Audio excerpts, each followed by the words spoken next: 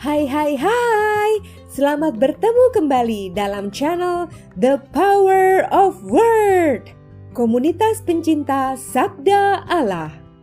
Nah, bicara tentang mendengarkan dengan telinga hati tentu bukan untuk orang dewasa saja.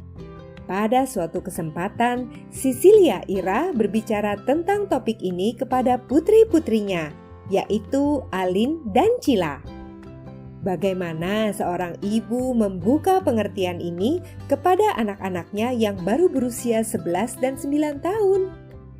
Yuk kita ikuti obrolan seru mereka yang diberi judul unik oleh sang bocah, Hati yang Bertelinga. Selamat mendengarkan.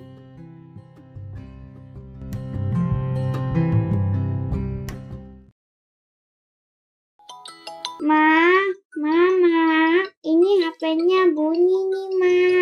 Oh, tunggu. Oh, ada notifikasi WA nih, Dek, masuk. Dari siapa ya? Oh, dari Tante Susi nih, Dek. Kenapa Tante Susi, Ma? Bentar, mau baca dulu ya WA-nya ya. Tentang pesan Bapak Paus pada Hari Komunikasi Sosial Sedunia yang pada tahun ini mengusung tema... Hari Komunikasi Sosial Sedunia? Hari apa itu, Ma? Jadi nanti semua orang sedunia akan buka sosmed terus ketik-ketik gitu ya, Ma? Jadi gini, Kak. Setiap tahun pada hari Minggu Paskah ke-7, Gereja Katolik merayakan Hari Minggu Komunikasi Sosial Sedunia. Melalui perayaan ini, kita disadarkan untuk mewartakan nilai-nilai Injil melalui kemajuan sarana teknologi dan media komunikasi modern. Kesadaran akan pentingnya media komunikasi bagi kehidupan manusia adalah salah satu topik pembahasan sesi awal Konsili Vatikan II pada tahun 1963. Nah, pada waktu itu, Bapak Paus Paulus ke-6 bersama para Bapak Konsili melihat pentingnya gereja melibatkan diri sepenuhnya dengan dunia modern. Sehingga akhirnya pada tanggal 7 Mei 1967, Bapak Paus Paulus ke-6 memulai perayaan Hari Komunikasi Sosial Sedunia yang pertama. Wah, sudah lama juga ya, Ma.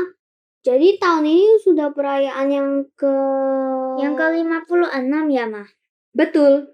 Dan tiap tahun itu ada temanya yang berbeda-beda loh. Jadi ada masing-masing tema gitu ya, tapi tentunya ada dasar ayat kitab sucinya. Tahun ini temanya apa, Ma? Tahun ini temanya mendengarkan dengan telinga hati. Dengan kutipan ayat kitab suci dari surat Rasul Paulus kepada jemaat di Roma, bab 10 ayat 17, yang bunyinya, iman timbul dari pendengaran. Mendengarkan dengan telinga hati.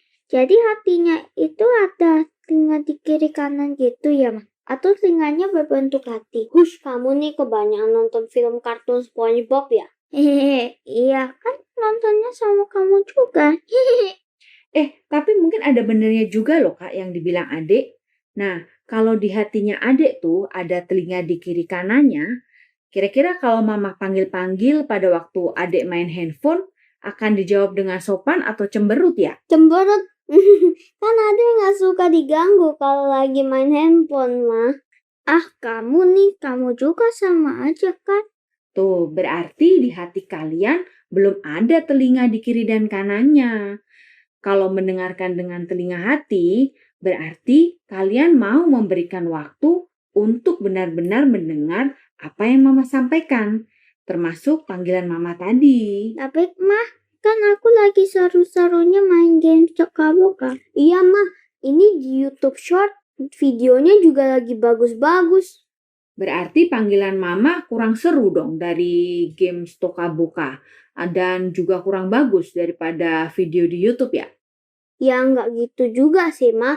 Tapi mungkin itu berarti kita lebih mendengarkan dengan telinga hati kita untuk main games dan video di YouTube ya, Ma. Karena kalian benar-benar memberikan waktu, kemudian perhatian dan pikiran kalian ke games dan video di YouTube itu. Benar kan? Iya, Ma.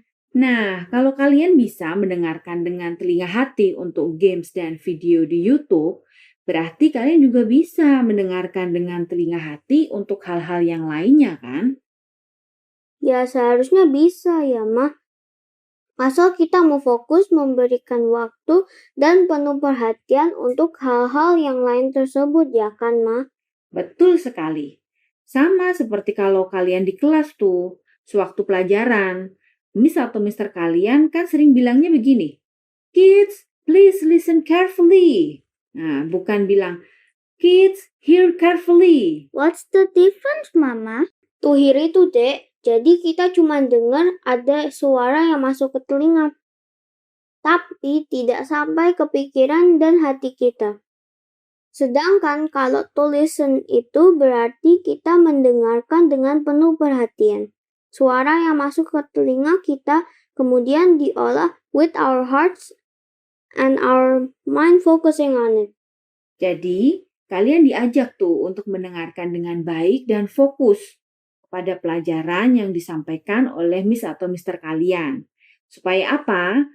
Apa yang disampaikan dapat kalian mengerti dan pahami, sehingga pada saat tes nanti kalian bisa menjawab. Listening makes understanding happen, so that communication is actionable and insightful. Mendengarkan dengan baik itu akan membuat pemahaman terjadi sehingga komunikasi akan menghasilkan aksi dan mencerahkan pikiran. Wih, keren! Kakak dapat dari mana quotes itu, Kak? Lihat di Google dong, Ma. Kan katanya kita harus menggunakan sarana komunikasi modern. Jadi kakak pakai dong untuk searching di internet. Nah, seharusnya internet memang digunakan untuk mencari informasi-informasi yang berguna seperti itu. Atau ada juga nih quotes lainnya nih, Kak. Learn by heart.